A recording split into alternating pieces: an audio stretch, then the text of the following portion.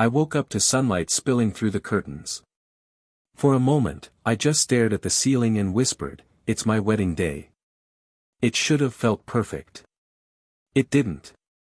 My chest felt tight, like something invisible pressed against me. I brushed it off and said to myself, "You're just nervous, Ethan. Everyone gets nervous." The suit hung on the chair, spotless, waiting. My father knocked once before stepping in. "You ready, son?" "Almost," I said, straightening my tie. He studied me quietly. "You look calm." "I'm trying to be." He smiled faintly. "Your mother would have been proud." "Thanks," I murmured. I avoided his eyes because I knew he saw through me. He sat down on the edge of the bed. "You sure about this?" "Of course. Why wouldn't I be?" He sighed. "Because love makes fools out of wise men. I was one of them." I forced a laugh. "Dad, it's not like that. Sofia's different." He nodded but didn't smile. "I hope so." When he left, I stared at my reflection in the mirror. My smile looked practiced. My heart didn't match it. My phone buzzed, a message from Sofia. "Running late. Don't freak out. Hair emergency. Love you." I chuckled, typing back, "You always say that. I'll be waiting."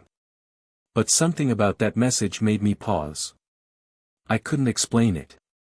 It wasn't wrong, just empty. Andrew, my best man, burst in, grinning. There he is. The groom of the year. I smiled weakly. "You're early." "Couldn't sleep," he said. "Too excited for you, man. You ready to lose your freedom?" "Freedom's overrated," I said. He laughed. "You sound like a man walking to his own funeral." "Maybe I am," I muttered. "What?" "Nothing." He gave me a puzzled look. "You okay?" "I'm fine," I lied.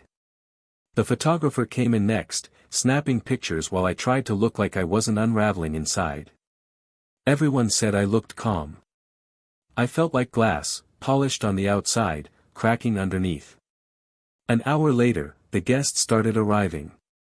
Music floated in from the garden, soft piano, cheerful chatter. I should have been out there greeting people, but I lingered near the dressing room, watching from the window. "Why do I feel like something's off?" I whispered. Andrew shrugged. "Cold feet?" "Maybe." But deep down, it wasn't that. It was distance. Sofia's calls had been shorter lately. Her kisses felt like routine. I'd ignored it because love was supposed to fix things, right? My father's words echoed in my head again. "Love makes fools out of wise men." "Ethan," Andrew said suddenly, "Sofia's car just pulled up." I looked out the window. She stepped out, radiant in white, her hair shimmering in the sunlight. Everyone turned to look at her, admiring, clapping. My chest tightened again. "She's beautiful," Andrew said.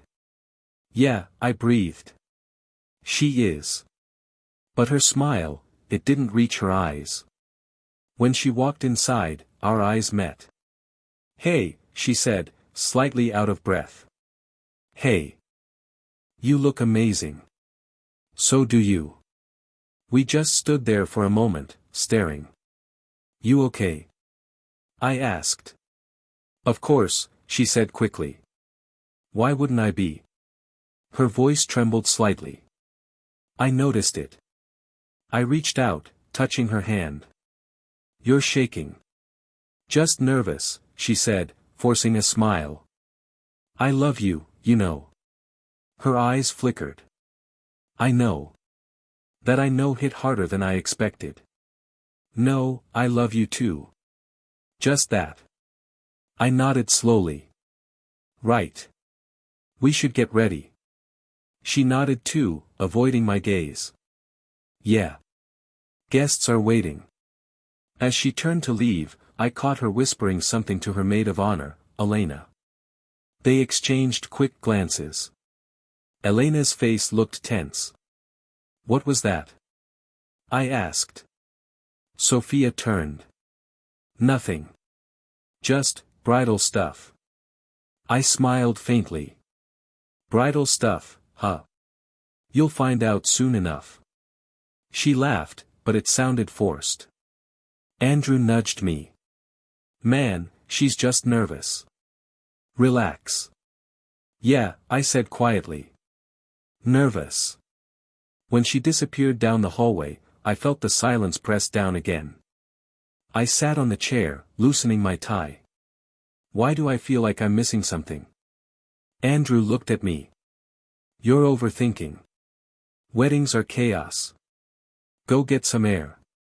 I nodded, standing. Yeah. Air sounds good. Outside, the garden shimmered under sunlight. People laughed, took pictures, toasted champagne glasses. Everything looked perfect. And yet, all I could think was, something isn't right. My father found me again, standing alone near the fountain. You're supposed to be inside, he said. I know. He lit a cigarette and looked at me. You look like a man standing at the edge of something. Maybe I am. He exhaled smoke. Once you say yes, there's no turning back. I'm not planning to turn back. He gave me a long, steady look. Good.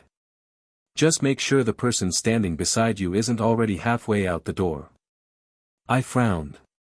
Why would you say that? Because sometimes, he said softly, the heart knows before the mind admits it. I wanted to argue, but I couldn't. The wedding planner called from inside, we're ready for the ceremony. I took one last breath, forcing a smile. Let's do this. As I walked back inside, I caught Sofia's eyes across the room. She smiled, but there was a flicker, a shadow, something unreadable. And for the first time, I wondered if my father was right. Maybe love really did make fools out of wise men. The hall was buzzing, voices overlapping, music faint in the background. I should have been waiting at the altar, but something inside me said, go find her. I walked down the hallway, past the dressing rooms. Her perfume lingered, jasmine and something faintly sweet. My heart beat faster. Maybe she's fixing her makeup, I whispered to myself. Relax, Ethan. She's just nervous. Then I heard it. Laughter. Her laughter. I froze. It came from the corner room, the one with the door slightly open. I took one step closer. Another laugh. Then a voice that didn't belong to her bridesmaids. Daniel. My throat went dry. No, no, it can't be, I whispered. My hand touched the wall, steadying myself. Stop, Sofia's voice said softly, playful. Someone could walk in. Let them, Daniel said, his tone smug. He'll never suspect a thing. He trusts you too much. I felt my stomach twist. You're awful, she laughed again, whispering, we shouldn't be doing this now. You love the risk, Daniel murmured. Tell me I'm wrong. I could hear movement, clothes rustling, soft gasps. My vision blurred for a second. No, I mouthed. My body went numb, but my mind screamed. Say something. Walk in. Stop this. I couldn't. Their voices filled the silence again. I can't believe he still doesn't know, Sofia said between laughs. He's probably standing out there rehearsing vows while I'm with me, Daniel finished, chuckling. You picked the wrong man to marry. Her reply sliced through me. Maybe I did. The world tilted. My knees nearly buckled. Every sound around me, footsteps, music, laughter, blurred into a distant hum. I pressed my back against the wall, breathing hard, trying not to collapse. Daniel's voice again, quieter now. After today, you'll tell him, right? Or do we keep pretending? Not yet, she said. I need time. Once the money settles, once his business deal closes, then, maybe. My hands shook violently. The air felt thick, choking. She was using me. For money. For convenience. I wanted to laugh, scream, cry, anything. But I couldn't make a sound. Daniel chuckled again. Cold, even for you.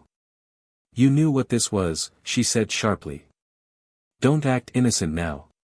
Still, he murmured, it's cruel. Love is cruel, she whispered. My pulse thundered in my ears. I could hear my own heart breaking, a soundless, private explosion. I took one careful step back, praying the floor wouldn't creak. I needed to get out. But I couldn't look away, like watching a car crash in slow motion. Daniel spoke again, voice low.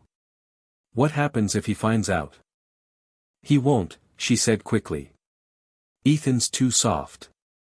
He sees only what he wants to. That hit harder than anything else. Too soft. Too trusting. Too blind. They laughed again, two people who had turned my life into a joke. Something inside me shifted. The shock began to cool, solidifying into something heavier. Not rage. Not yet. Just silence.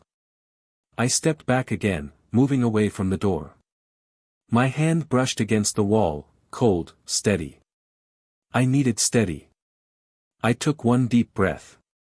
Then another. I whispered to myself, don't break. Not here. Not now.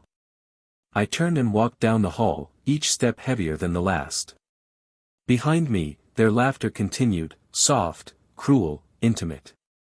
It followed me like a ghost. At the end of the corridor, I stopped and looked at my reflection in a decorative mirror. My eyes looked different. Darker. Empty. Andrew appeared suddenly from the corner. Hey, man, where'd you go? Everyone's waiting. I forced my voice steady. Just needed a minute. He frowned. You okay? You look pale. I'm fine, I said flatly. You sure? Yeah. I straightened my tie, forcing a smile. Just, pre-wedding nerves. He laughed. You're telling me. Come on, man, the music's about to start. Yeah, I said softly. I'll be right there. When he walked off, I leaned against the wall again, closing my eyes. I could still hear them. Her laughter. His voice. The betrayal echoing through the walls. My hands clenched into fists. I whispered under my breath, you picked the wrong man to betray.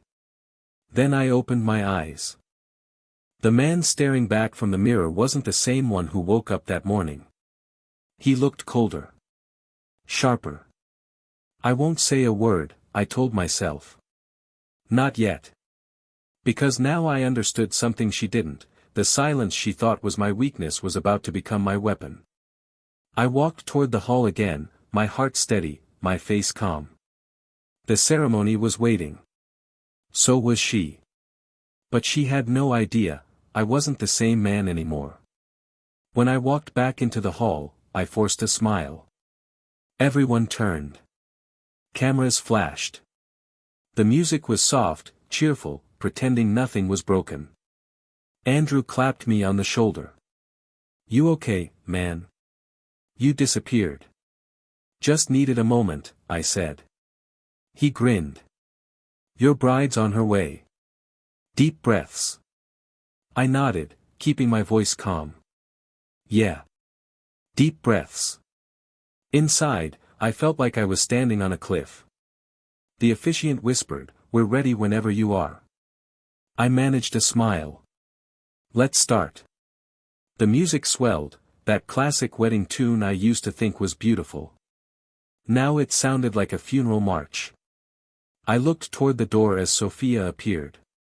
She walked slowly, her white dress glowing under the lights. People gasped. Phones went up. Everyone saw perfection. Only I saw the cracks.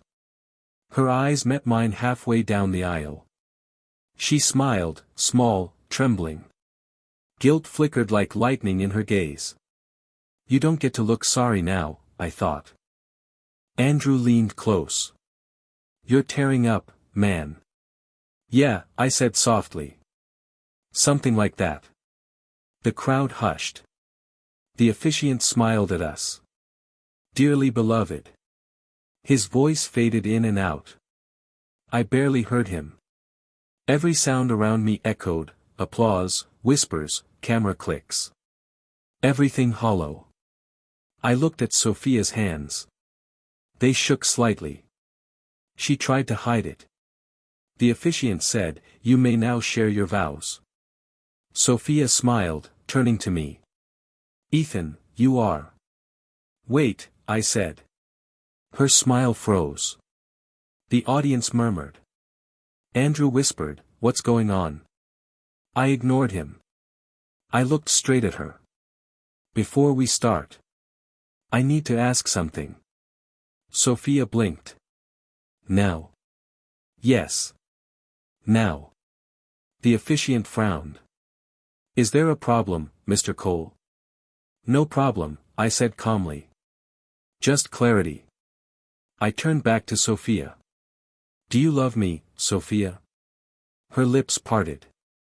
"Of course I do. Do you?" I repeated, quieter. "Yes, why would you ask that?" "Because," I said evenly, "sometimes we lie to the people we say we love. Sometimes we lie right to their faces." The room went silent. I could feel every heartbeat, every breath, every stare. Daniel shifted in the front row. His eyes flickered. I smiled slightly. "You look nervous, Daniel." He straightened in his seat. "What?" "Relax," I said. "I'm just talking." Sofia's voice trembled. "Ethan, you're scaring me." "What's this about?" "About honesty," I said. "About promises.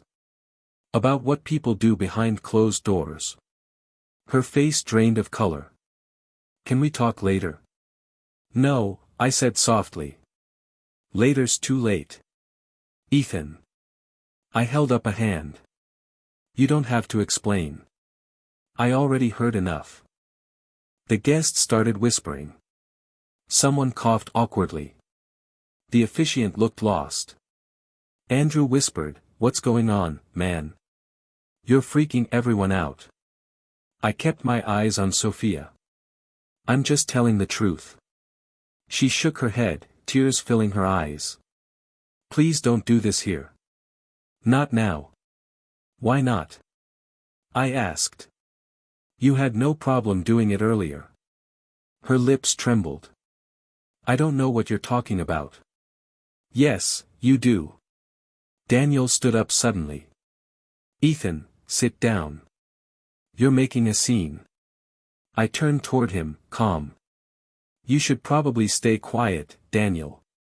You've said enough for one day." He froze, his jaw tightening. Sofia's voice cracked. "Please, Ethan. Don't ruin this." "Ruin?" I laughed softly. "You already did." Gasps rippled through the crowd. I looked at the officiant. "We're done here." He blinked. "Excuse me." "The wedding's cancelled," I said clearly. The hall erupted, whispers, confusion, shock. Cameras lowered. Some people stood. Sofia grabbed my arm, her voice shaking. "Ethan, wait, please." I looked down at her hand. "Don't." She let go immediately. Her eyes were red now. "I can explain." "I don't need explanations," I said. I needed truth. "You couldn't give it." Daniel stepped forward. "This isn't the place for." "Sit down," I said coldly. He stopped mid-step. The silence that followed was absolute. I turned to the guests. I'm sorry you all came for nothing. But I can't marry someone who already belongs to someone else. Sofia gasped. That's not. It is, I said quietly. You know it is. The weight in the room pressed down, suffocating. I could feel dozens of eyes on me, waiting for an explosion. There wasn't one. I simply walked past her, past Daniel, past the flowers and candles and cameras. Andrew called after me, Ethan. Wait. I didn't. My footsteps echoed down the marble floor. I could still hear Sofia sobbing behind me, muffled under the noise. But inside me, there was no sound left, just silence. Cold, heavy, final. At the doorway, I paused and looked back one last time. Sofia was kneeling on the floor, mascara streaking down her face. Daniel stood frozen beside her, pale and speechless. I whispered to myself, she thought I broke that day. Then I exhaled slowly. She was wrong, I said. I was just reborn. The days that followed were a blur of silence and rain. Sleep didn't come. Food didn't matter. My phone buzzed until it didn't anymore. Calls from friends, messages I didn't read, sympathy I didn't want. I just sat by the window and listened, to the rain tapping like a clock counting down the seconds of my old life. Every headline told my story now. Runaway groom. Love triangle at the altar. They made it sound like a movie. Except I was the punchline. When the doorbell rang, I ignored it the first time. The second time too. But the third ring came with a voice I hadn't heard in months. Ethan, it's me. Open up. Maya. I opened the door. She stood there, holding a coffee cup and wearing that same cautious smile she used when I first broke up with her. You look terrible, she said. Good morning to you too. She walked in like she owned the place. I brought coffee. You probably haven't had real food in days. I've had water, I muttered. She raised an eyebrow. Right. Hydration. That fixes betrayal, doesn't it? I sighed, rubbing my eyes. Why are you here, Maya? Because you won't talk to anyone else, she said simply. And because I know what it feels like. I laughed quietly. You think you do? Try being cheated on and ghosted the same week, she said. Trust me, I qualify. I leaned back on the couch. So, what, you came to give me closure therapy? She sat across from me. No. I came to remind you you're still alive. I looked at her. Barely. Don't say that. I mean it, I said softly. Every time I close my eyes, I see her face. I hear them laughing. It's like my head won't let me move on. She sipped her coffee. That's not pain. That's your mind replaying lessons. Lessons? I scoffed. Feels more like punishment. She leaned forward. What did you learn? I hesitated. That love makes you blind. That loyalty means nothing to people who don't value it.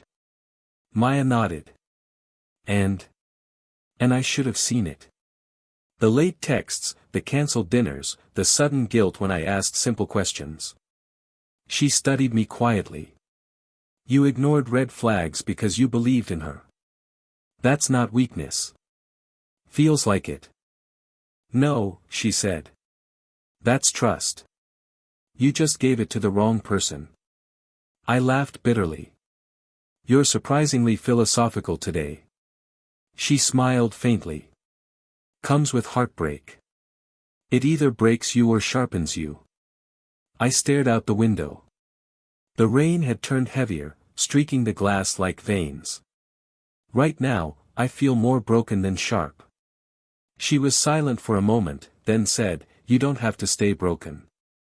You can do something about it. I turned to her. You mean revenge? She didn't flinch. I mean purpose. Sometimes they're the same thing. I frowned. That sounds dangerous. Maybe, she said. But so is letting them win. I studied her. You really believe that? I believe that good people can still fight back. You don't have to become them, you just have to stop being their victim. Her words hit harder than I wanted to admit. I stood and walked to the window again. Do you ever think some people deserve what's coming? All the time, she said quietly. And if karma's too slow? She stood beside me, her reflection merging with mine in the glass. Then maybe karma needs a little help. I looked at her. You sound like trouble. I'm the honest kind of trouble, she said. The kind that reminds you you're still capable of more than pain. Her eyes met mine, steady, unflinching.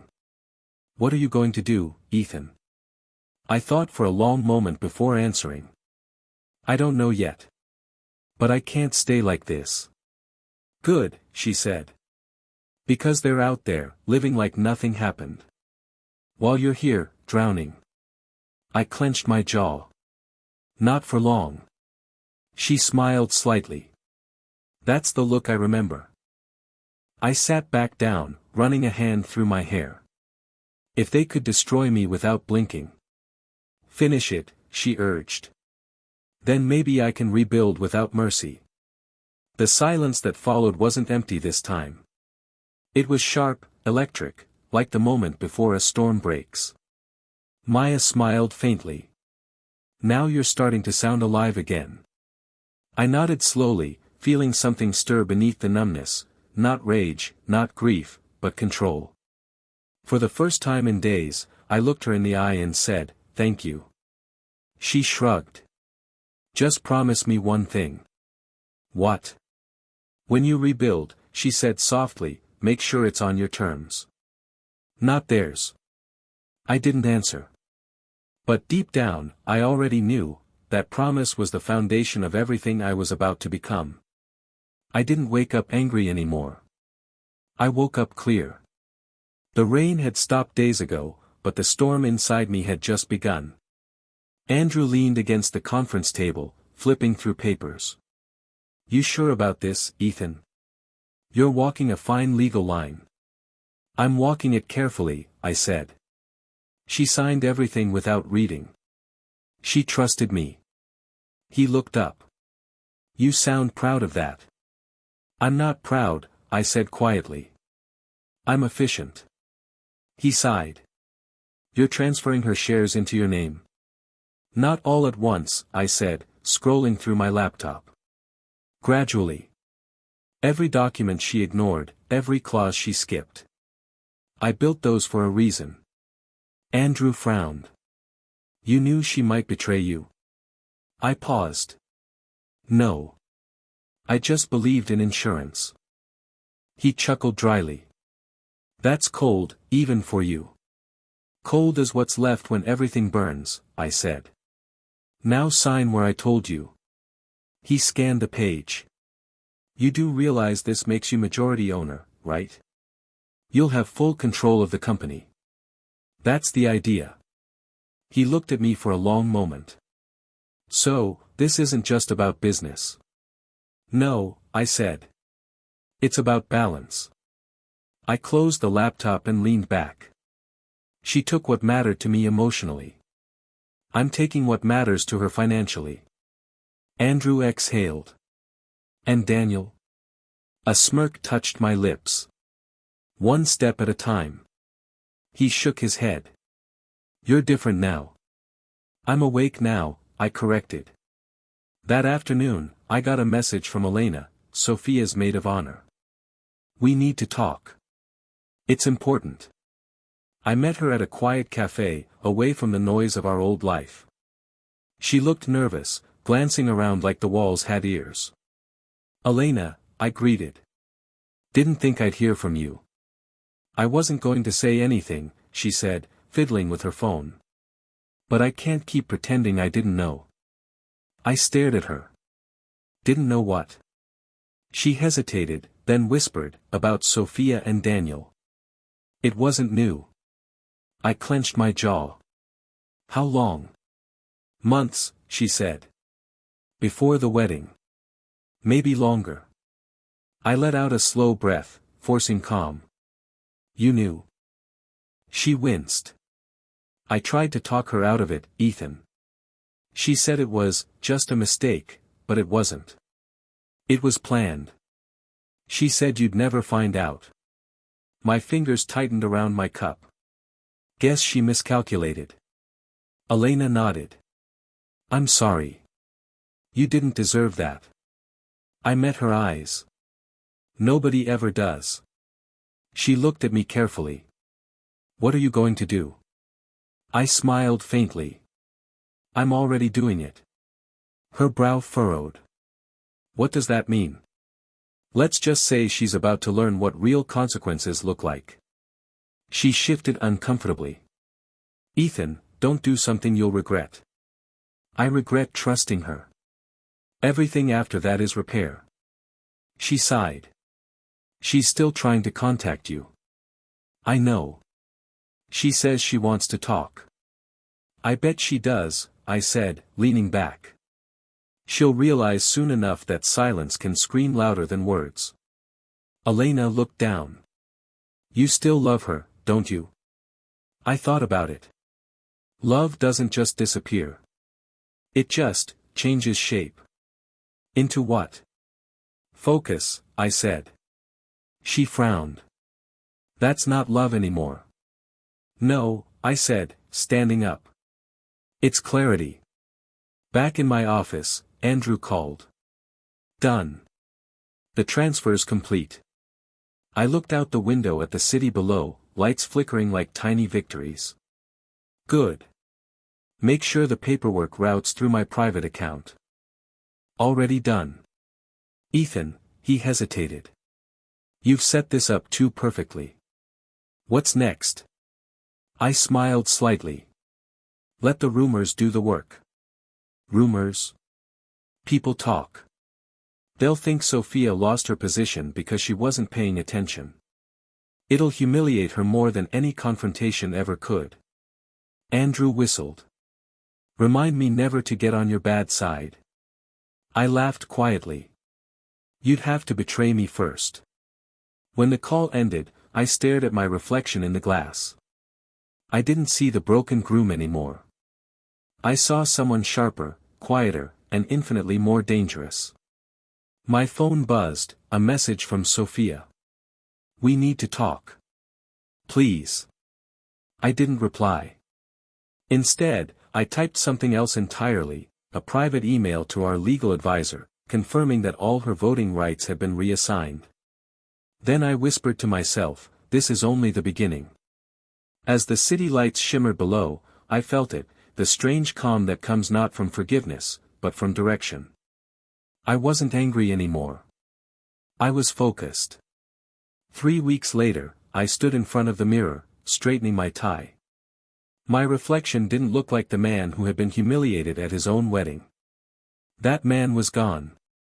The charity gala glittered with champagne, whispers, and fake smiles. Perfect setting for a performance. Andrew leaned close as we entered. You sure you want to do this in public? I smiled faintly. They like audiences, remember? Let's give them one. The ballroom was alive with chatter and music. Crystal chandeliers sparkled above like frozen fire. And then I saw them, Sofia and Daniel, arriving arm in arm. She wore a silver dress that caught the light like gilt catching attention.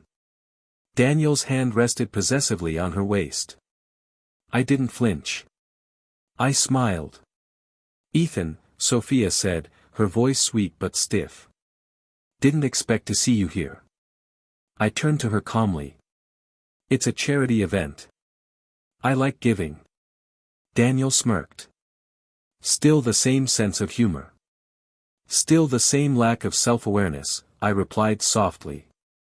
Her smile faltered. You look, well. I am, I said. Freedom suits me. Andrew coughed lightly beside me, hiding a grin. Drinks, he offered. Not yet, I said, eyes still on Sofia. I want to enjoy the show first. She blinked. What show? I tilted my head toward the stage. Yours. Daniel frowned. What's that supposed to mean? Before I could answer, a cluster of investors joined us, men who used to trust her word, who once treated Daniel like royalty. Ethan. Mr. Weller, one of our biggest investors, clapped me on the shoulder. I heard you took over the firm. Smart move. Sofia stiffened. What? Oh, didn't he tell you? Weller said cheerfully. Your name's been off the board for weeks. Thought you approved it. Her face paled. That's impossible. I smiled slightly. You should read contracts, Sofia. They're more binding than wedding vows. Daniel's jaw tightened. You can't just. I can, I said evenly. And I did. Murmurs spread.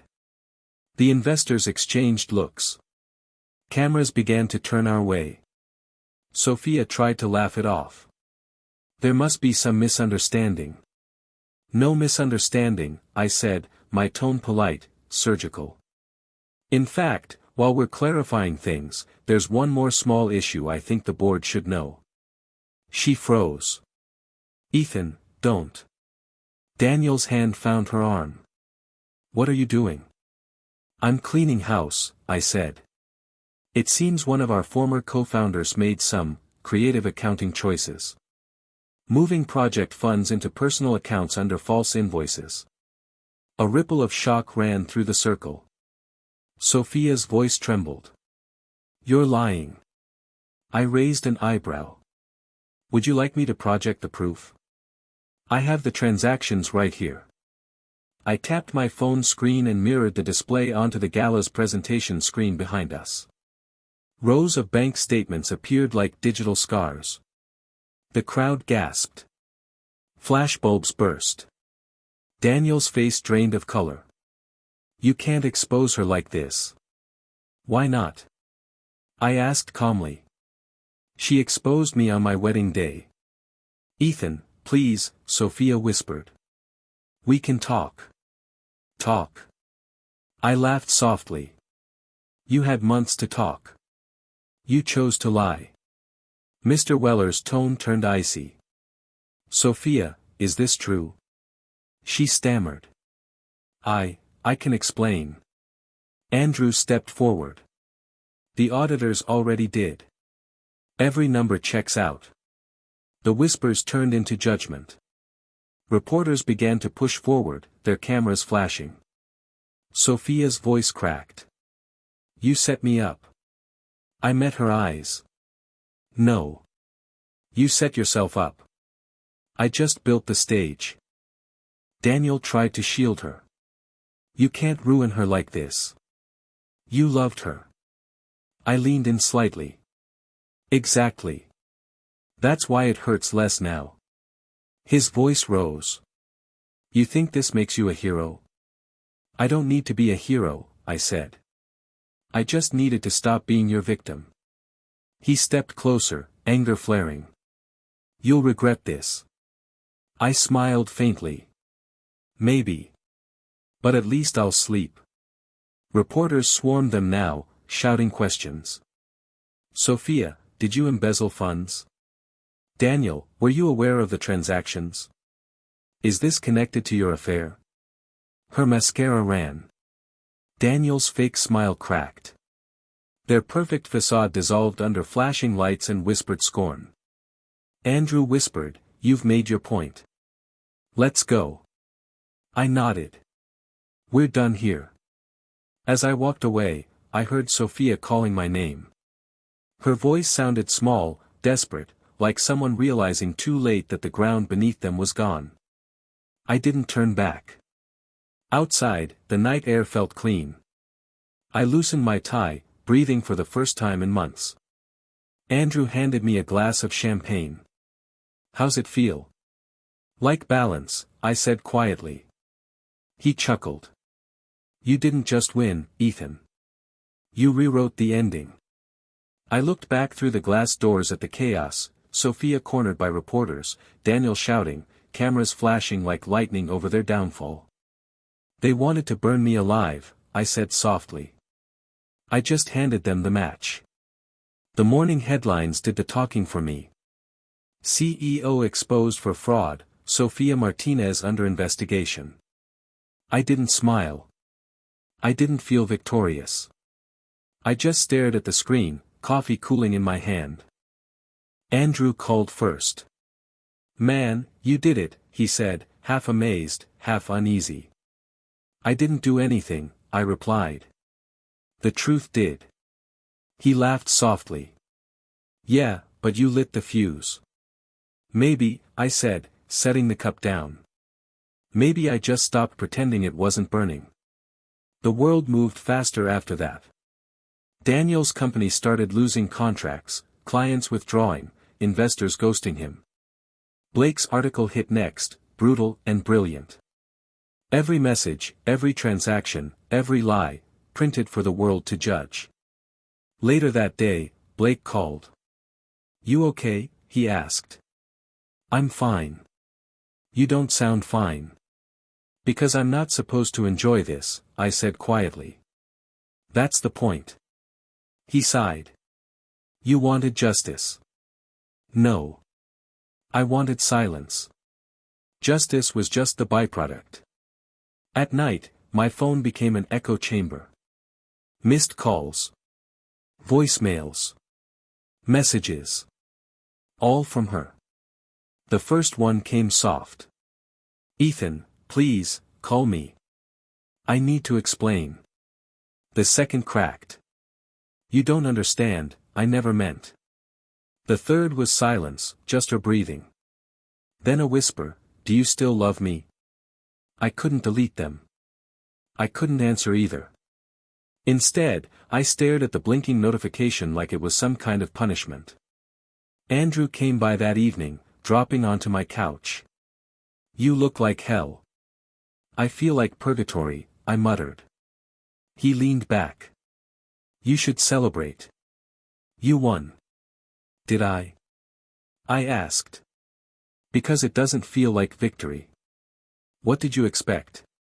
Fireworks?" "No," I said, voice low. "Peace." He studied me for a moment. "You'll get it." "Not from this," I said. I thought revenge would end something inside me. But it just paused it. The TV played in the background, news anchors dissecting their downfall like it was entertainment. Sofia's photo flashed across the screen, the same eyes that once looked at me like I was her world. Now she looked like a stranger begging the world for forgiveness. I turned it off. The silence was louder. That night, she called again. I didn't answer. She left a message. Her voice was barely there. "Ethan, please. I know I don't deserve it, but I need to see you. Just once. Please." I sat in the dark, phone in hand, pulse steady. I whispered to myself, "You wanted this. Remember?" But even my own voice sounded like someone else's. The next morning, I walked by the cafe where we'd first met. Same music. Same smell of roasted coffee and sugar. Different me. I stood outside for a while, watching strangers laugh inside. Then I left. Andrew texted me later, "Blake wants a follow-up interview. You should do it. It'll clean your image." I replied, "No need. I'm not trying to look clean." Days passed. The city moved on, like it always does. But at night, I still saw her, not the liar, not the fraud, just Sofia laughing in that cafe, sunlight in her hair. Once, I thought I'd feel satisfaction watching her fall. Instead, I just felt tired. She took something when she betrayed me, but what I took back wasn't worth keeping. Andrew called again, his voice softer this time. "Still no peace." "Peace?" I exhaled. "I think peace requires forgiveness." "You could forgive her." "I could," I said.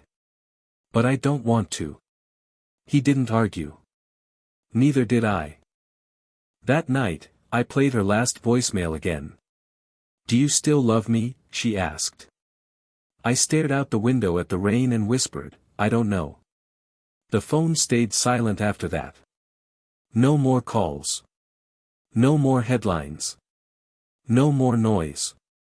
Just the echo of choices, hers and mine, settling into the quiet. I thought revenge would close the chapter. Instead, it just left a blank page I didn't know how to fill. I leaned back, eyes closed. "They wanted to destroy me," I murmured. "They did. But I rebuilt the ruin myself." And for the first time, I realized, justice and peace were never the same thing. The knock at my door was soft but insistent. I didn't recognize the hour. Midnight? Maybe later. I opened the door. Sofia. Her eyes were red, her dress rumpled, hair loose across her face. Her voice trembled. "Ethan. I need to talk. Please." I stepped aside. "Come in." She hesitated at the threshold, like stepping into the ruins she made. "I've lost everything," she whispered, collapsing onto the couch. "The company, Daniel, my reputation. I have nothing. I'm sorry. I'm so sorry." I sat across from her, calm, deliberate. "Did you think I didn't know?" Her eyes widened. "Know what?" "I knew about Daniel," I said softly. "Before the wedding." Her hands shook. You knew." I nodded. "I saw everything. The texts. The meetings. The little smiles that weren't meant for me. And I stayed silent." "Why?" she asked, voice breaking. "Why didn't you say anything?" I didn't answer immediately. Instead, I let the quiet stretch. Long enough for her guilt to settle in the room. "Because I had to," I said finally. "Because I needed to see who you really were." She stared, tears falling freely now. "Ethan. You betrayed me," I said. "But I also betrayed myself if I ignored it. So I played my part carefully. Every silence, every step I took, it was calculated." She shook her head violently. "I didn't know." "I didn't." "No," I interrupted gently. "You did. You just didn't care. That's what hurt the most." "I loved you," she shouted, voice cracking, "I didn't mean for it to happen this way." I leaned back, studying her. "Love isn't enough when trust dies. You think your tears erase months of lies?" She buried her face in her hands. "Please, Ethan, forgive me. I'll do anything. Anything to fix it." I felt no anger rise. Only an emptiness I didn't expect. "Do you think forgiveness works like that? That you can say sorry and the world turns right?" She lifted her head. I want you to be happy. Even if it's not with me." I exhaled slowly. "I am happy. Not because you fell, not because Daniel fell, but because I finally see clearly. I stopped being their victim." Her voice softened. "So, all this time, you weren't angry?" I shook my head. "Not really. I was focused. Focused on not letting betrayal destroy me completely." She whispered, "I wish I could undo it." "I know," I said. "But you can't. That's the point." There was silence then, heavy and suffocating. She looked at me, searching my face for any hint of mercy, any trace of what we once had. I stood and walked to the window, watching the city lights flicker below. "Sometimes revenge doesn't heal you," I said quietly, "it just stops the bleeding." Her voice trembled again. "Ethan, do you regret anything?" I turned slowly. "No. Regret would mean I wasted my time. I didn't. I learned. I survived. I adapted. Tears rolled down her cheeks. I destroyed everything. I destroyed us. I felt a strange weight in my chest, not triumph, not satisfaction. Only sorrow. Yes, I said softly. You destroyed what we had. But you didn't destroy me. That's the difference. She whispered, I deserved worse.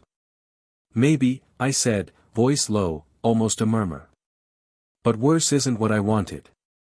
I wanted clarity. I wanted truth. I wanted to survive this without losing myself. She sobbed quietly. Ethan. I'm so sorry. I can't fix it. I can't. You can't, I echoed. And neither could I if I let it consume me. That's why I didn't fight it at first. I let it happen, and then I decided what came next. She shivered. And now? Now, I said, I walk forward. Without you, without him, without the past pulling me under. Her hands rested on her lap, trembling. Do you hate me? I shook my head. Hate is too easy. You made your choices. I made mine. That's all there is to it. She looked at me one last time, face pale and broken. Ethan. I hope one day you forgive me. I didn't answer. I only nodded slightly. When she left, the silence returned. I stood by the window a long time, watching the empty street.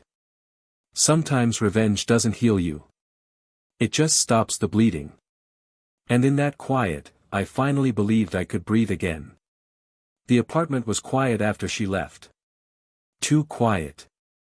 I sank into the couch, hands trembling slightly, though not from anger. From exhaustion. My phone buzzed. Maya. Ethan, she asked, voice soft but steady. Are you okay? I exhaled slowly. I'm alive. That counts for something, right? Alive isn't enough, she said gently. You're carrying a lot inside. You can't keep it all as fire. I'm not sure I know how to let it go, I admitted. Maya's sigh carried through the line. Closure isn't revenge, Ethan. It's not about winning. It's about reclaiming peace. You fought the battles, burned the bridges, exposed the lies. Now, what's left? I stayed silent, letting her words sink. I thought victory would feel lighter. It doesn't, she said. Because you won outside. You still need to win inside. I rubbed my temples.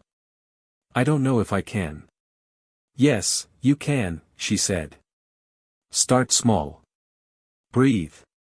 Remember why you fight in the first place. I nodded, even though she couldn't see me. I fought because I lost myself once. And I didn't want to lose myself again. That's a start, she said. Ethan, don't wait until tomorrow to take a step toward peace. You deserve it. I hung up slowly, the quiet settling differently now. I left the apartment and walked under the night sky, past streets glowing in soft light, until I reached my father's grave. I knelt in the damp grass, the wind brushing my face. Dad. I don't know if you'd recognize me now, I whispered. I won. But in winning, I lost, pieces of myself I didn't know were gone. The gravestone reflected moonlight, silent and unjudging. I thought revenge would fix everything. That if I burned them down, I'd feel whole again, I admitted, voice breaking. Instead, I just feel tired. Hollow. I clenched my fists, closing my eyes. I betrayed my own heart chasing justice. I let bitterness live inside me longer than it should have. A voice inside me whispered, faint but certain, it's time to stop. I exhaled, letting the weight fall away, even if just a little. I want to stop. I want to remember who I was before the lies. Before the wedding. Before it all became about fury and payback. Ethan, I said to the grave, voice steadier, I'm learning. I can be angry without letting it control me. I can seek fairness without becoming cruel. I can forgive myself, at least. Tears fell freely, and I let them. Not for her, not for Daniel, but for the man I had nearly lost along the way. I whispered a final thought aloud. I can't change what happened. I can't fix the past. But I can decide what comes next. I can reclaim me. The wind shifted, carrying a strange sense of calm. For the first time in months, I didn't feel hollow. I felt steady. I stood and brushed my hands against my pants, looking at the city beyond the cemetery gates. Lights flickered, cars moved like tiny constellations. Life kept going, indifferent, unrelenting, beautiful in its own way. I won, I said quietly, voice low but certain. But I almost forgot, winning isn't about them. It's about me. And I choose me now. I walked away from the grave slowly, each step lighter than the last. The bitterness in my chest softened. I wasn't healed completely, not yet, but I felt the first sparks of something I hadn't felt in months, peace. My phone buzzed again, a text from Andrew. Dinner? We can toast to your survival. I smiled faintly and typed back, yes. But tonight, I toast to myself. As I pocketed the phone, I whispered to the night sky, I let go. I survived. I'm free. For the first time, I believed it. Months passed. Life moved slowly at first, then with steady momentum. I rebuilt, piece by piece, not with anger but with focus. Andrew called one morning. Ethan, the numbers are incredible. The company's growing faster than we projected. I smiled, leaning back in my chair. I know. Feels good to see hard work pay off. He laughed. Feels even better knowing some people underestimated you. I didn't answer immediately. Instead, I looked out the window, sunlight catching the skyline. I underestimated myself once, I said finally. But I won't again. Later, Maya called. Ethan. You free tonight? Yeah, I said. Dinner? Perfect. I found a little place I think you'll like. We met at a quiet restaurant, dim lights, soft music. She smiled, the kind that made my chest tighten in a way I hadn't felt in months. You've changed, she said softly. Not just in business, you seem lighter. Maybe, I said, shrugging. Or maybe I just stopped carrying the weight of people who weren't worth it. She reached across the table, touching my hand. I'm glad you survived it, Ethan. I didn't just survive, I replied. I learned. I grew. She smiled, eyes bright. You're finally happy. I am, I said. But happiness isn't just a feeling. It's a choice. And I choose it now. Days turned into weeks. Our conversations became dinners, walks, shared mornings. Slowly, cautiously, something genuine began to grow. Something real. One quiet evening, I drafted a letter. Not long, not bitter. Just words that closed a chapter. I addressed it to Sofia. You taught me what love shouldn't be, I wrote. That's your legacy in my story. I read it over once, then folded it neatly. No harsh words. No malice. Just truth. Then I mailed it, imagining it reaching her quietly, somewhere far from the spotlight, a life she chose for herself. Maya leaned against me later that night. What was that? She asked, curiosity in her voice. Closure, I said. Finally. She pressed a kiss to my temple. I think this is your happiest chapter yet. I chuckled softly. Maybe. But it wasn't easy getting here. She tilted her head. Do you regret the revenge? No, I said, shaking my head. It wasn't about her. It was about me. My perfect revenge wasn't her downfall, it was my transformation. Her eyes softened. That's powerful. I smiled, feeling the weight lift fully, for the first time in months. It feels even better than I imagined. Later, as I sat in my office, overlooking the city, I reflected on everything: betrayal, lies, heartbreak. How Daniel and Sofia tried to burn me alive. How I had walked through fire without letting it consume me. My phone buzzed. A message from Andrew: "Congrats, partner. You've earned this." I typed back, "Thanks. But the real victory is peace." I leaned back, eyes on the skyline. The night was calm, stars scattered like silent witnesses. Maya entered quietly, wrapping an arm around my shoulder. "You look content." "I am," I said. "Not because of revenge, not because of winning over anyone else, but because I finally reclaimed myself." She pressed her cheek to mine. "You deserve this, Ethan. All of it." I let out a soft laugh. "It's funny. I spent months plotting, calculating, watching them fall. And the real triumph wasn't in their destruction. It was in letting go of letting them destroy me." Maya smiled. "So, perfect revenge?" I nodded slowly. "Exactly. Not rage, not hate. Transformation. That's my perfect revenge." I turned to her, eyes clear, voice steady. "In the end, I didn't destroy her. I just stopped letting her destroy me." She squeezed my hand, and I realized something simple, profound: freedom feels lighter than fury. Peace is sweeter than vindication. We stayed there in silence for a while, not needing words. The city hummed beneath us. Life moved forward. And so did I. For months, I had been planning, waiting, surviving. Now, I was living. Breathing. Choosing happiness over bitterness, love over anger, calm over chaos. The past was behind me. My enemies had fallen, my life restored. But the real victory wasn't measured in who fell, it was measured in who I became.